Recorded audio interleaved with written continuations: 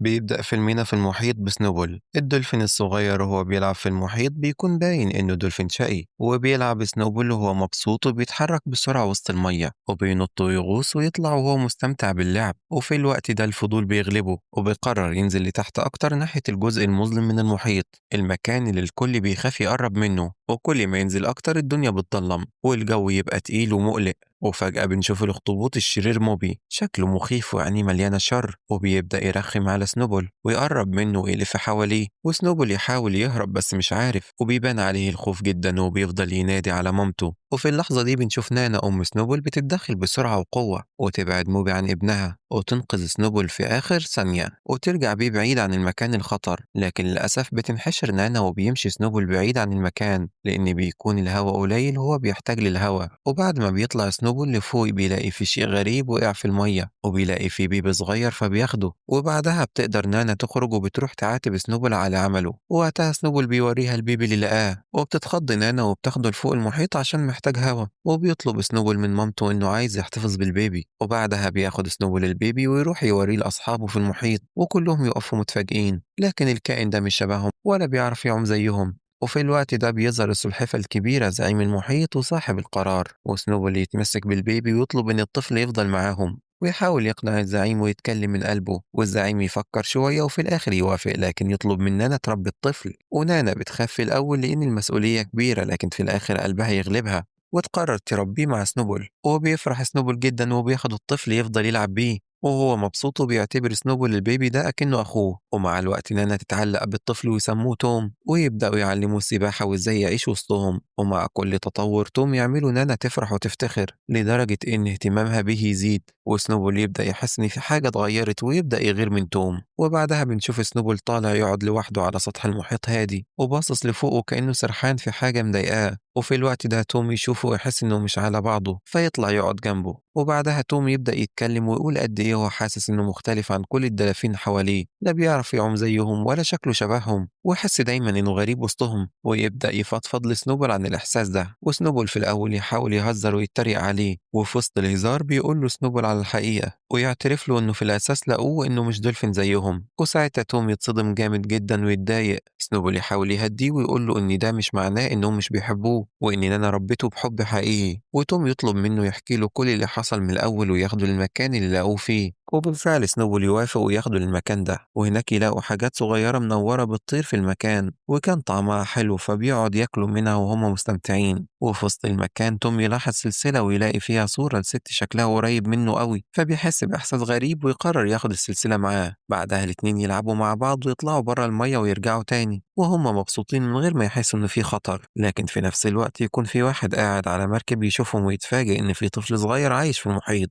وكمان تكون في سمكة شايفة اللي بيحصل وبتراقبهم من بعيد، وبعدها يرجعوا البيت ويناموا من التعب، ولما يصحوا يقعدوا يتكلموا عن كل اللي حصل من غير ما ياخدوا بالهم إن نانا سامعاهم وتفهم إن توم عرف الحقيقة. نانا تزعل جدا وتزعق لسنوبل علشان قال لتوم الحقيقة من غير ما يرجع لها، وتوم يزعل أكتر ويقول لنانا إنه عايز يلاقي أمه الحقيقية ويقول لها إنها مش أمه ويمشي ويسيبها، ونانا بقلبها المكسور تطلب من سنوبل يروح وراه، وفي نفس الوقت توم يرجع لنفس المكان تاني لكن المرة دي يكتشف إن المكان ده عبارة عن طيارة محطمة وقعت في وسط المحيط، وتوم يحاول يدخل يدور على مامته لكن نانا توصل في اللحظة الأخيرة وتقول له إن المكان خطر وإنها هي اللي هتدخل تدور بنفسها، وفجأة يظهر أخطبوط ضخم ويحبس نانا وبتنادي عليهم نانا وبتطلب منهم يمشوا بسرعة من المكان، وساعتها توم وسنوبل يجروا بسرعة عند زعيم المحيط علشان يساعدهم ينقذوها، لكن لما الزعيم يروح يطلب المساعدة من الأخطبوط يتفاجئوا إن الأخطبوط ده هو موبي نفسه بس المرة دي بحجم أكبر وأقوى، ويفضل موبي يسخر منهم ويقلل منهم ويقول إنهم مجرد حيوانات ملهاش أي قيمة، وبعد كل اللي سمعوه ده توم وسنوبل يبعدوا شوية على جنب ويتكلموا مع بعض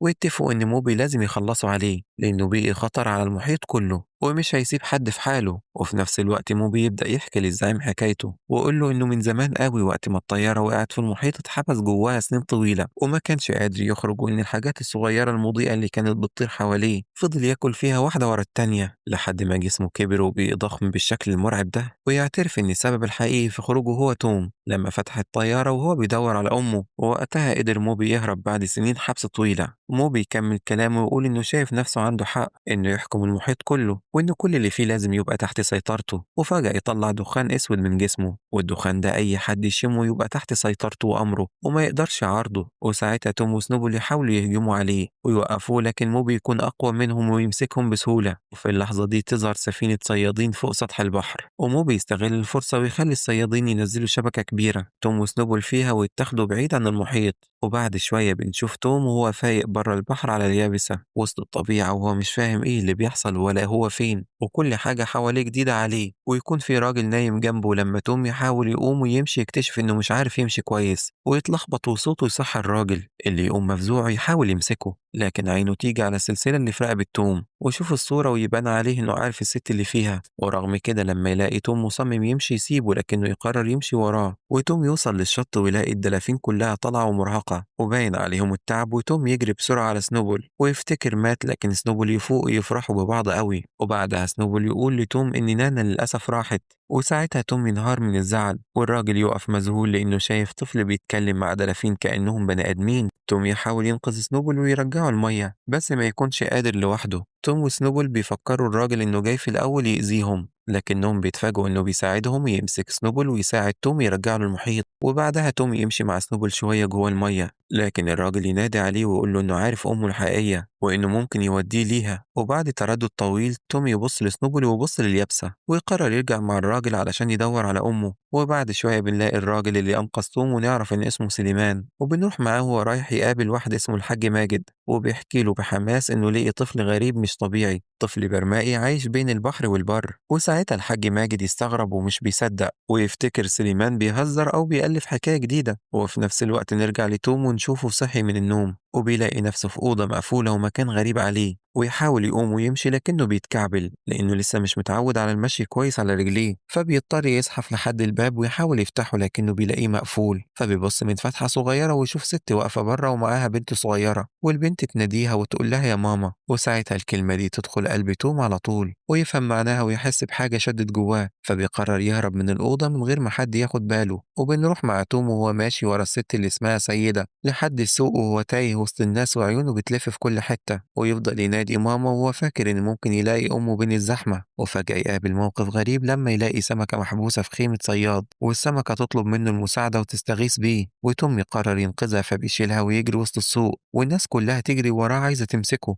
وفي الآخر ينجح توم وينقذ السمكة ويرجعها للمية. وفي الوقت ده نرجع لسليمان اللي يكون لسه مع الحاج ماجد، ويفاجئوا إن ناوي يدخل معاه منافسة غوص، وبيقول له إن عنده سر كبير هيكسبه المنافسة، وبيقول له إن الطفل اللي معاه هيغلب أقوى غواصين الحاج ماجد. والحاج ماجد يتريق عليه ويضحك لكنه في الآخر يوافق يدخل المنافسة. وبعدها على طول تدخل سيدة عليهم وهي متوترة لأنها كانت بتدور على سليمان، وييجوا الناس بتوم لسليمان وتشتكي له وتقول إن الولد ده بيعمل مشاكل في السوق. وسليمان ياخد توم ويمشي ويرجع البيت، وفي البيت يحكي سليمان لمراته سيدة القصة كلها من أول ما لقي توم لحد قدراته الغريبة، ويطلب منها تساعده علشان يدربوا توم ويكسبوا المنافسة ويجيبوا فلوس كتير. وسيدة في الأول تتردد لكن قلبها يحن على توم وتبدأ تتعامل معاه كأنه ابنها فعلا، تنظفه وتلبسه وتأكله وتعلمه يعيش وسط الناس. وفي نفس الوقت سليمان يبدأ يستغل قدرات توم ويخلي الناس تيجي تتفرج عليه ويدفعوا فلوس، وهو بيشوف توم بيعوم ويتنفس تحت المية. وسليمان يوعد توم وعد مهم ويقول له إنه لو ساعده وكسب المنافسة هيوديه لأمه في الجزيرة التانية، وتوم يتمسك بالأمل ده ويوافق.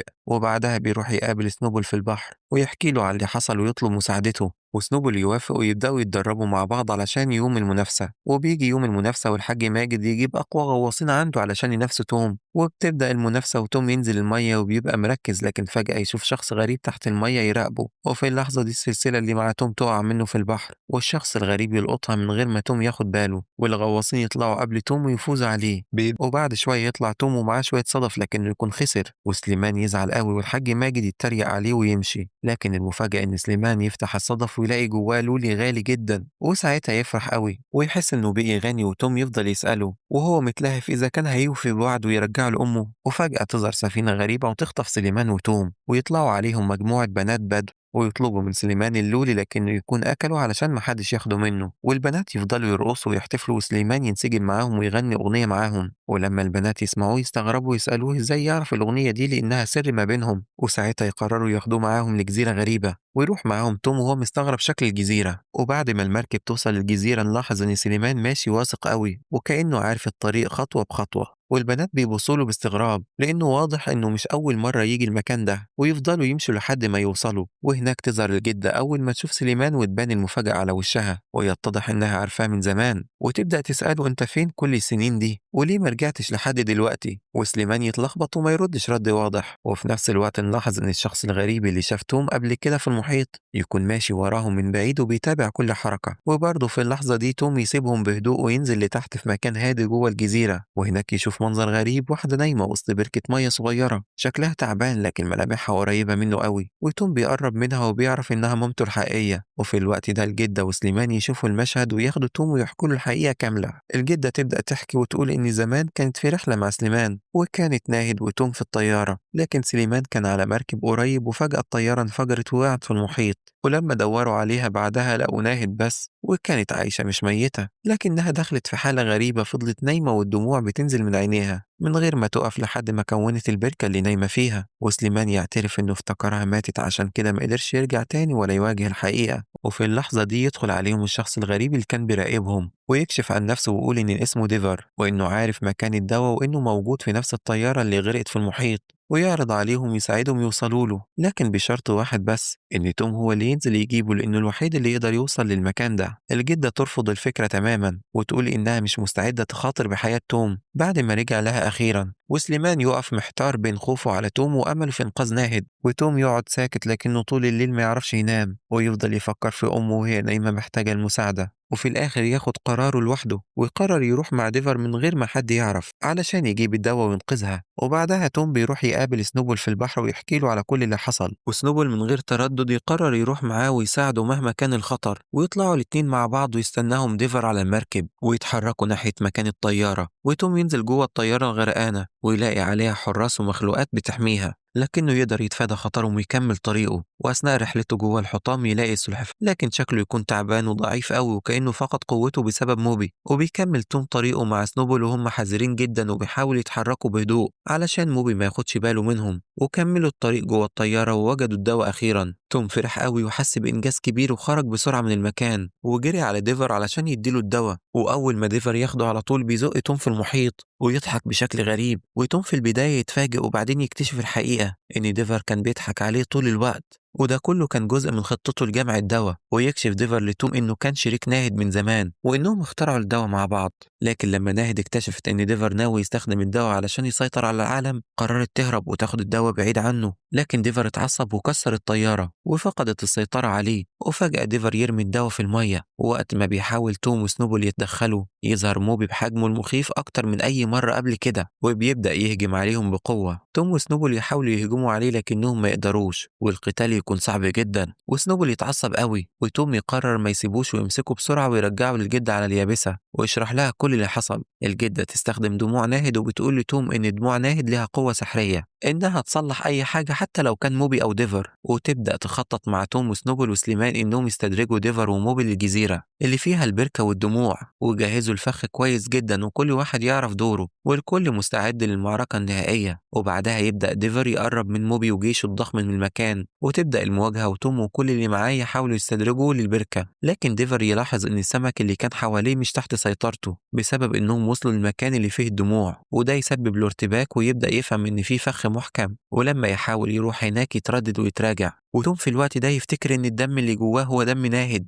ويفهم إنه من خلاله يقدر يهزم ديفر وموبي. ومع اقترابه منهم يبدأ الدم يتفاعل معاهم وينفجر كقوة كبيرة تهزم ديفر وموبي. وبعد الانفجار الكبير ده توم يقع على الأرض مرهق وتعبان جدا، لكن فجأة ناهد تفتح عينيها من البركة وتقوم تنقذه وتخلي سنوبل ياخده عند سليمان بأمان وهي ترجع للنوم تاني. وسليمان بيقدر ينقذه ويفرحوا كلهم جدا ويعيشوا بعدها كلهم حياة سعيدة مليانة سلام بين البحر والبر. وتوم أخيرا يكون قادر يعيش بين عالمين مختلفين البر والبحر. وفي الآخر بيخلص الفيلم بنهاية غامضة